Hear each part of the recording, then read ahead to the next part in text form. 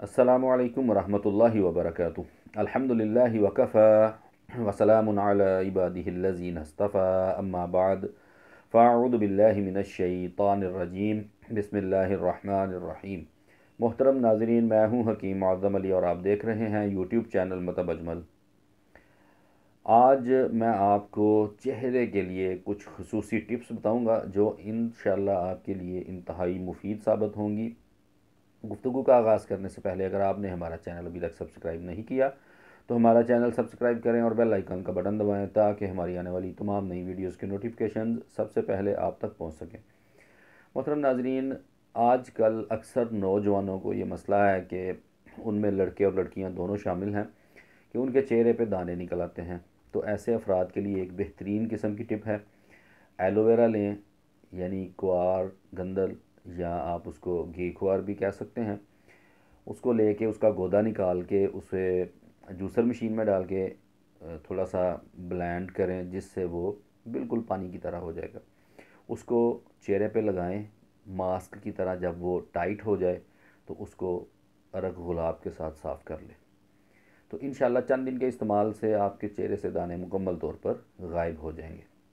इसी तरह बहुत सारे अफराद मुझसे पूछते हैं कि जी चेहरे की जो स्किन है ये ढलकना शुरू हो जाती है या चेहरे पे झुर्रियाँ पड़नी शुरू हो जाती हैं। तो इसके लिए बड़ा सादा सा हल है।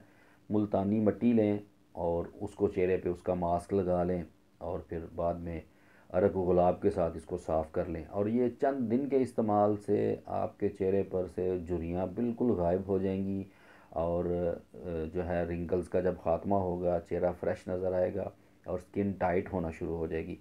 तो आप ज़रूर इसको आज़माएं और इससे फ़ायदा उठाएं। कुछ लोग रंग साफ़ करने के लिए पूछते हैं, उसमें अरक गुलाब जो है वो 100 ml, इसमें लीमू का रस 50 ml और ग्लिसरीन 100 ml, इनको अच्छे तरीके से मिक्स कर लें और रुई के साथ इसको हाथ पाँव पे चेहरे पे रब करें और उसके बाद धो लें। तो इंशाल्लाह इसके मुसलसल इस्तेमाल से आपका कलर फेयर होना शुरू हो जाएगा और उसमें काफ़ी सारी बेहतरी आपको नज़र आएगी।